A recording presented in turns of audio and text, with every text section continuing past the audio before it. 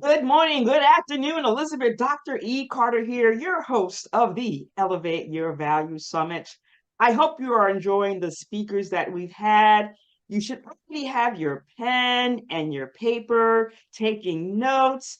Every single speaker has something wonderful to add to your life. Please take advantage, reach out to them, get more information, get their free gift so that we help you elevate your value. Right now, I have another great speaker with me here, Peter P.C. Carter. Now, you're probably saying, same last name as Dr. E. Yes, this is my fabulous brother, Peter P.C. Carter, supporting me here on the Elevate Your Value Summit. Let me share a little bit about PC. With over 30 years of domestic and international experience, Peter P.C. Carter has been instrumental in facilitating the growth of startup and Fortune 1000 organizations. His expertise spans strategic planning, business development, project management, market research, branding, communications, and public relations. He is also an advocate for DEI. If you see his background, he is the charter member, president, leader, organizer, HNIC of NAIA, the National African American Insurance Association of Colorado. He is a mover and a shaker. Thank you, PC, and welcome to the Elevate Your Value stage. Share with our audience here a little bit more about yourself. Well, thank you. Thank you, Dr. E. First of all, appreciate the invitation. Thank you for being here. And just for related, you throw a wig on me, I look just like the other person on your screen. And I am excited to talk about elevating your value because I think it's something, I know it's something that's very important, especially within our community, within our people, because we don't always see the value that we're giving. We don't always get acknowledged for the value. And sometimes if people aren't doing it for you, you got to do it yourself. So I'm proud to be here, proud to share hopefully some words of encouragement, some words of wisdom. And as Dr. E mentioned, yes, 30 years of experience ranging from marketing to process improvement to project management. I consider myself a solutions engineer.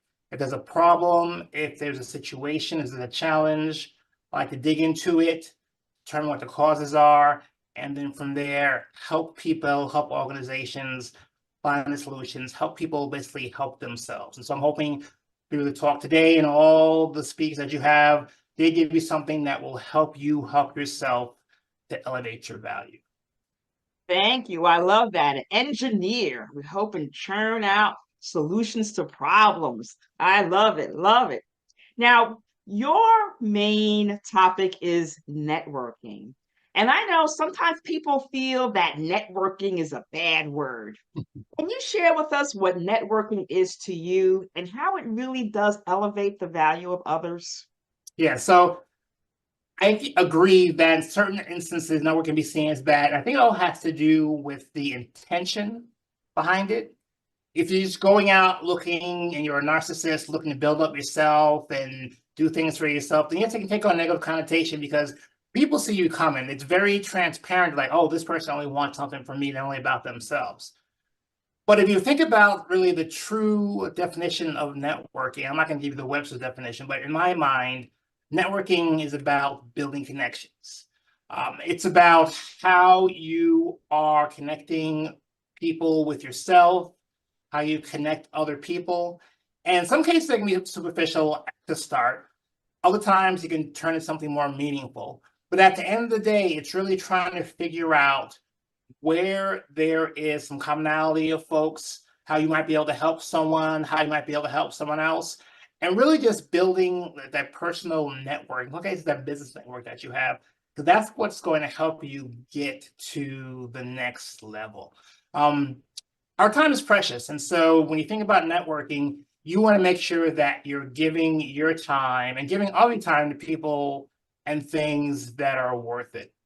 And those For those of you who consider yourself introverts, I know some of you that's difficult for you to do, to kind of put yourself out there to do networking. Extroverts, they're always out there making connections, shaking hands, kissing babies, doing all those things. But you really have to make sure that you are intentional, but also be intentional about being genuine and making those connections.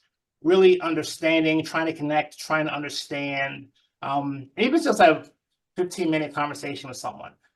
Be intentional about what you want to do, what you want to give, and what you want to receive.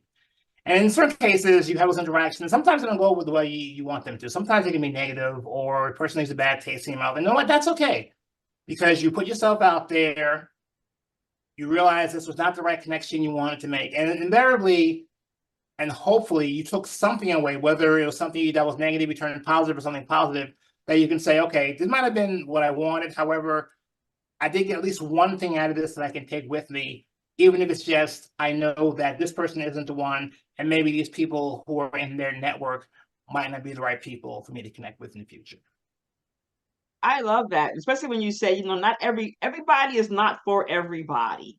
And you have to really learn a little bit by trial and error. But if you never ever step out of your comfort zone to start, you'll never know who that next person may be that is the right person for you. So I love that. Thank you so much.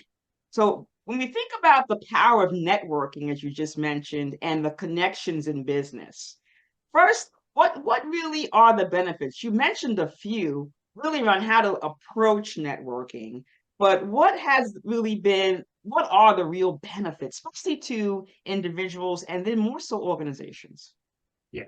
So from an individual standpoint, there are a number of benefits. I mean, you have the ones that are really right there on your face. So as you're connecting and networking with people, it's learning, if you're doing it internally within a company, learning more about the organization.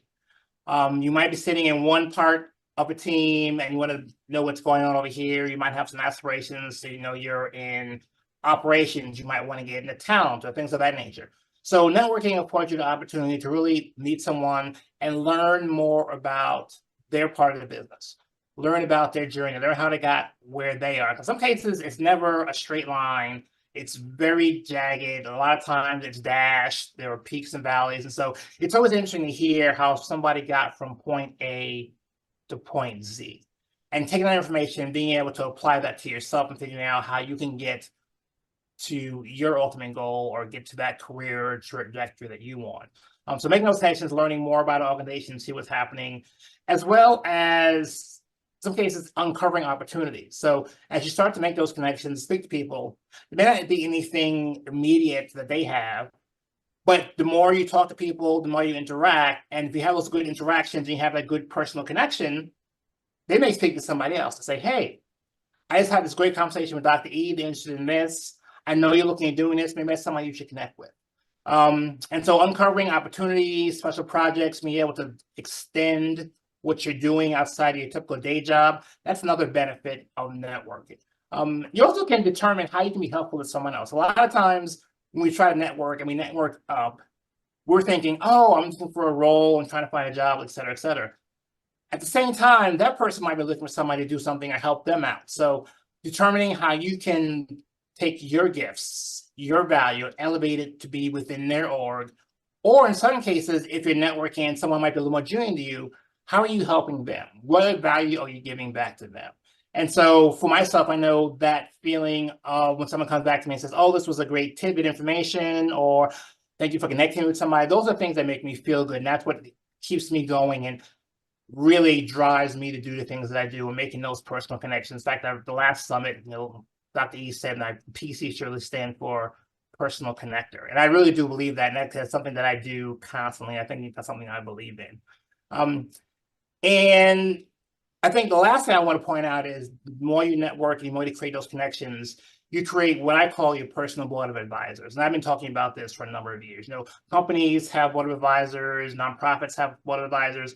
You should be building up your own personal board of advisors, people you can speak to about what's going on in your life, either personal or professional, people you can run things by, people who can be sounding boards, whether they're in your industry, outside your industry, in your hometown, from somewhere else. You need to have the personal board really as a check and balance to help keep you grounded, as well as help give you guidance and drive you to that next level. So learning about different parts in the org, uncovering opportunities, and then creating your personal board of advisors. I think those are some of the true benefits of the power of networking. That was great. Thank you. And it's so true about the power of connections because it's not really who you know, it's really who the other person may know. And that creates an expanded network. Thank you so much for that response. So, when thinking about all those great benefits, talk to me about a time when you wished you would have had that sense of community, PC, if you will. What was going on and how did that make you feel? So early in my career, I was in the high tech sector, took a new job, was recruited, and moved from New York to California. About 6 months into that new role, the overarching company decided to sell off our division. So we got rid of about 1,000 people. I was still new to the area. This is pre-LinkedIn. This is pre all social media. And I really hadn't built up a professional network. Definitely not in California where I just moved to, but even expanding outside of New York in my immediate company. I hadn't built up enough connections so that when I was laid off, I was able to I couldn't quickly make some phone calls and say, hey, what's going on here? What's going on there? And it took me a long time to find a new position. And it is at that point, there wasn't a lot of the career builder. I think career builder actually was just starting. So it was traditional, some online, looking at newspapers. It was very old school because I couldn't just pick up the phone and say, hey, I'm in the market to somebody. What do you have for me? So if I had started building up those networks when I first started working early in my career, that I could have carried on with me to my second phase of my career, when I lost that job, it would have been a lot easier for me to find something. I mean, those things don't come automatically, but at least you get put into those spaces. As Dr. E said, it may not be the person that you know, but it might be the person that they know. Because there's always those secondary, tertiary connections that get you to that level, and then help you find those opportunities to really get you to that place where you need to be or you want to be. Thank you for that. So now that you are a master networker, think about a story when networking absolutely helped you. And what was the difference? Besides having the network, what was different about that experience? Yes. So it was 2024, and I had been let go from a tech firm that I had been working for. And prior to that, I worked for an insurance company, and I had kept a lot of my contacts there. I had very good branding within the organization. That's something, a whole different conversation about your personal brand and what that means and how you build it up and how you maintain it. Once again, a whole other conversation. However, I was able to keep some strong connections with folks. So when I got laid off, I saw that I didn't even realize the company had an opening. I reached out to my network and said, hey, I'm in the market now. Does the company have anything? And there were probably 4 people that I reached out to, 3 of which actually were in the same kind of cohort. And they said, ooh, I know the senior manager, this exec who has a role. And so through that interaction and me getting into the pipeline, the conversations that I had with him weren't even like the standard typical, what can you do? Tell me about your background. Because my network had already vetted me. They had already given him all the information. They already had said all the things I had done previously. So when I went and had that first conversation with him, it was more about, this is what I need. This is what I'm trying to do. This is how you can help me. Tell me what you can do in this space. So it was more as if, I think in his mind, I was already the right person for the job. He just needed to know for himself that I was the right person for the job.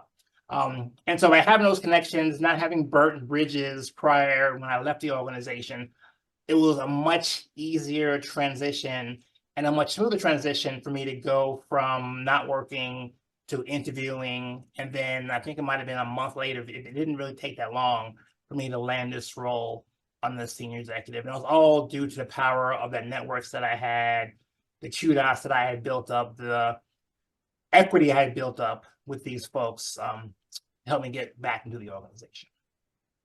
Thank you. I love it. And if you, audience members, if you heard, the conversation was even different. It felt more like they were already friends, knew each other. It wasn't a full-blown formalized interview, if you will, because like Pete said, he was already vetted because he had so many people already advocating for him. He just had to show up and be his authentic self, tell the guy what he could do, and it was pretty much a done deal. And that is realistically how it happens in corporate. It is more about relationships than anything else. That's why it's so critical that people know who you are and what you bring to the table. Thank you for that. Now, I know PC do a lot of mentoring. A lot of people come to you because they want to understand how you did it. Like you said, you did the zigzag. You've done so many different things in many companies. You've been in multiple states. So when people come to you and say, "Hey, PC, I'm trying to figure out how to navigate or what I want to do next," what's the most common problem they have? The biggest problem people have is, and I mentioned earlier, is getting out of their comfort zone and putting themselves out there to make that initial call to somebody or make that initial contact. I'd say it's probably even more prevalent within our community, as far as Black men are concerned. We don't like to ask for help. We like to try to take things on, take it on the chest, put everything on our back, and we're gonna press on, we're gonna do everything on our own. So it's hard for us to kind of really go out there and ask for help. And then in speaking to some Black women that I've mentored, for them, they feel hesitant, especially reaching out to white males, because it's something like the feel of being vulnerable. And in some cases, they're, it's a little hesitant. So it's really getting the first step of getting out there, making that first call. And it looks like anything else, setting up a skill. The more you do it, the more you practice it, the more you build up that muscle, the better you are. So once you get over the fear of the unknown and having those conversations, and whether you're putting yourself out there, making your own introduction, or if you ask somebody to say, "Hey, I know you know this person, can you send an introductory email or send an introductory call to kind of soften that connection, for people to do that?" So you really got to make sure you're putting yourself out there, that you're being confident. And just to point to Dr. made before, make sure you're being your genuine self. No one wants to, don't bring your representative out there. People want to know you. They want to know what you're about, what your passions are, what your challenges are. And so make sure that's what you're bringing to the table, and make sure that's what you're projecting when you're having this conversation. Because once again, people know when you're not being yourself. People can kind of tell when you're fake. And the fact that you asked for the conversation, or someone asked for a conversation for you, and the person said yes, there's already a sort of an unwritten contract of what the interaction is going to be. So they know what they're kind of getting into. So knowing that and going into it, knowing the person understands why you're coming to them, you owe it to them and to yourself to bring your true self and your authentic self. Thank you. I appreciate that. And the second piece of that, when someone makes a connection for you, please follow up. The person has already put their name, their reputation out there on your behalf. The least you can do is follow up and meet the person. Again, like he mentioned earlier, it may or may not be a right fit, but at least you've gone through and taken advantage of the connection. So appreciate that. Appreciate that. Now, going to this hybrid work from home, remote environment that we're in today, has that really helped or hurt networking? I'd say overall, it has helped. We have definitely lost some of the water cooler talk, walking by someone's cubicle or desk or office and being able to kind of interact with them, having impromptu conversations. We lost a little bit of that. At the same time, being remote has opened up the opportunity to speak to people who wouldn't have been accessible previously. For example, someone who was at a completely different office, someone who was in a different state. And in certain cases, depending on how large your organization is, somebody's in a whole different country than you are, doing something that might be interesting to you. The hybrid work environment, Zoom, Teams, WebEx, all those things have allowed us to be able to make those connections and make them easier, and do things like this, where you can see somebody, have that interaction, it's face-to-face, it's on a screen, but it's still face-to-face, and it's, I think, a lot better than phone, because on phone, really, you can't see inflection, you can't see reactions, people can be multitasking. But I know for myself, I'm intentional when I have my calls. I make sure that I am on video, and that's the only thing that I'm doing. People know when you're distracted. They know when someone's on the side yelling at you, or you're over here looking at your email. They know that, and that people don't feel good about that. So I'm always intentional. I try to minimize all my screens. I don't have any of my Outlook pop-ups coming on. I want to make sure I'm present, especially if it's like a 15, 20-minute conversation. If you stay present for that conversation, that gives a great impression to the people that you're speaking with. I know for myself, like during the pandemic, there was a group of Black gentlemen that I had met. We had some issues that were going on. We were speaking, weekly, some cases multiple times a week, and these became my buddies, my friends, and in fact, they're all on my personal board of advisors. And we were interacting, like I said, for months, and because the pandemic lasted so long, 2 or 3 years before we actually met in person. But by the time we did, we already felt like we knew each other. We were friends, we're giving hugs, we're giving high fives and all that, because we were able to make that connection due to being in this hybrid and remote environment. So I think being able to take advantage of that, scheduling it a little bit easier when you're doing things hybrid, because you're not running from a building to a building, or you're not going from a conference room to a conference room. I still love to, and I talked about this last time, schedule meetings 5 minutes after the hour, because that way people can get a break between one meeting and the next meeting for, get a coffee, get a water, bio break, what have you. So being hybrid and remote has allowed people, I think, to be more accessible and to create even more connections than they did previously, when you had to actually knock on someone's door or set an appointment and go from one building to another building. Thank you. Appreciate that. Appreciate that. And I think you said it spot on pertaining to people are a little bit more accessible, because it's just, click, click, and click. If I'm able to click out of one meeting, click into the other, and I'm able to talk to more people during the day than if I was in the office. So thank you for that information. So as Yeah. far as elevating our audience, what are some quick, easy improvements a person can do in really navigating, utilizing network? Yes. So there are a couple of things. So one thing, especially when it's in the virtual environment, I utilize sticky notes, and you can put sticky notes all across your screen, on your table, and those sticky notes are little things to make sure that when you are doing your networking, things you want to make sure you're highlighting, whether it's questions you want to ask, pieces of your personality, your skill set you want to make sure that you're accentuating and highlighting. Make sure you have notes. That way you're making sure you're taking care of and sharing all the information that you want to share. And so I guess there's three sides to kind of elevating your value. There's, one, if you're networking for yourself. Two, you're facilitating networking with someone else. And three, if someone reaches out to you, because that's going to happen a lot. Especially in this environment, depending where you are in your career. So if you're doing it for yourself, and we talked about this before, the person agreed to meet with you, they have expectations.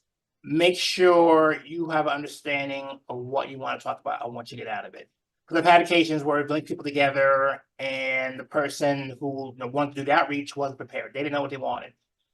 And that was essentially a waste of time for the person I connected them with.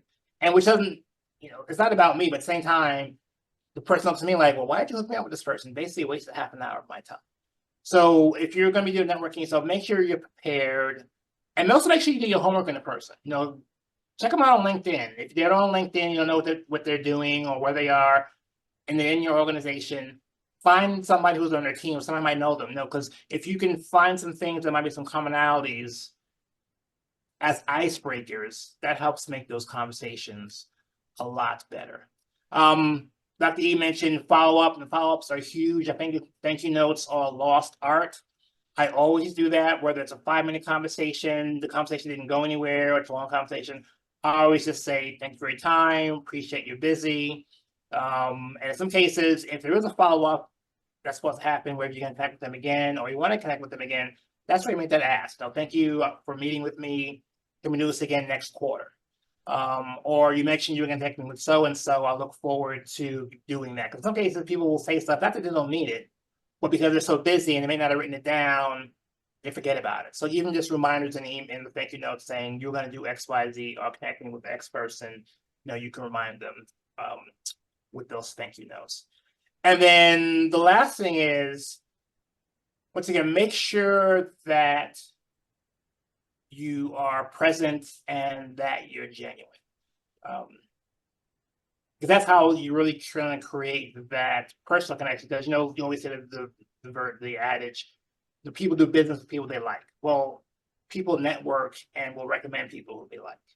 So if you come across as a genuine self, you create a genuine connection, then that person's gonna be more apt to want to speak to you again and or connect you with somebody else, because you might not be a right fit for them, but it might say, hey, you want to get into this area, why don't you speak with this person and I can facilitate that conversation. So that's if you're doing the networking yourself.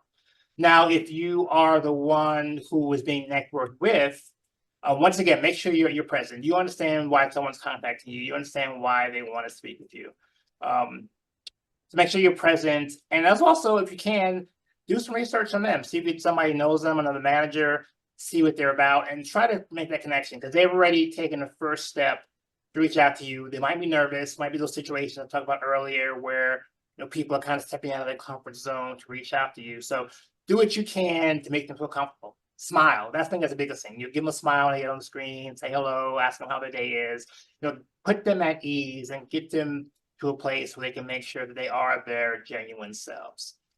And then if you are doing the connecting, I'd say, as far as elevating your value, is make sure that you're connecting people in the right way, you're connecting the right people, and you make sure give some information, some background on each. I always like to give introductory emails and say, this is how I know each of those people, this is what they mean to me, or this is how important they are, or these are things we've done in the past, or things we're going to do in the future, because that helps establish my connection with them.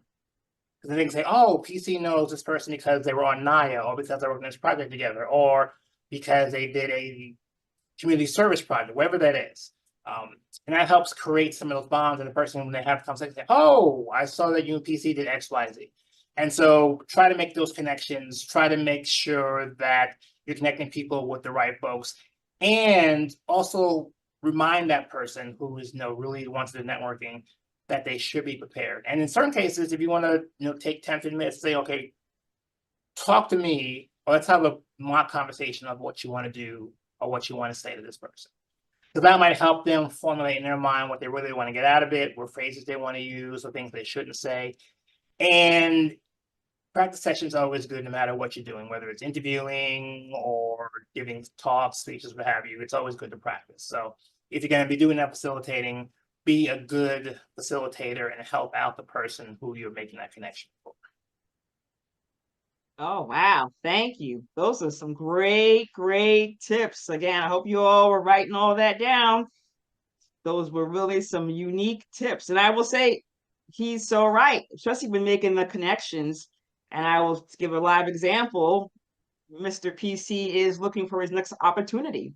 I put a post out on LinkedIn, and all I said is, if you know me and my work ethic, you're going to want to talk to this person. And he got some folks reaching out to him because of me. So it really is, again, about your network and how, if people know you and trust you, any person you're recommending as a reference, they clearly know that they've been vetted and are truly a resource and someone that they need to know.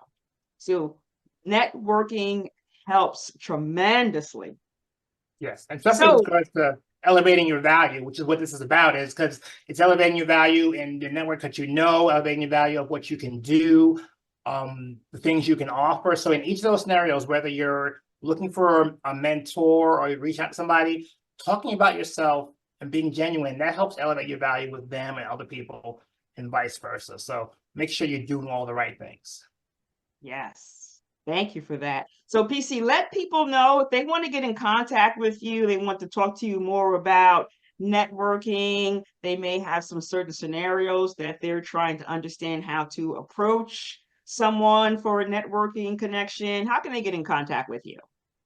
So the easiest way. So I'm not on, I'm an old man, so I'm not on all the socials. I'm not sure if I'll say that anymore. However, you can get in contact with me, connect with me on LinkedIn. You put in Peter PC Carter, I show up on LinkedIn. You can reach out to me via email if you like, and you can use my email, which is P's and Peter, C's and Carter, so PC at D's and David A-Carters.com. So PC at thecarters.com. That'll be the two easiest ways to get in contact with me.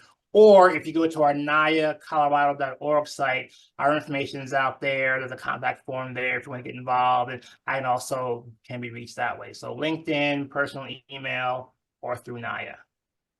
Wonderful. Thank you. Any last words to share with the audience? Yes. And the last thing I just want to share is you can be intentional about elevating your value and be genuine at the same time. If you are yourself and you are sharing with folks your gifts, your uniqueness, your superpower, that is how you're elevating your value, and you're not doing something that is not within you. You're not putting on airs. You're being yourself. And by you doing that, that is what's going to elevate your value, both within your personal network, which will then also extend into your business network, because people will see what you're doing, how you're reacting, how you're responding, and then they will gravitate to you. Wonderful. Thank you so much, PC Carter, for joining us on the Elevate Your Value Summit. To my summit attendees, I am sure you enjoyed this conversation. You now are equipped to go out there and network, make connections, be genuine about it, understand the value it brings to you. I thank you for joining us, and please enjoy the rest of the Elevate Your Value Summit. Thank you.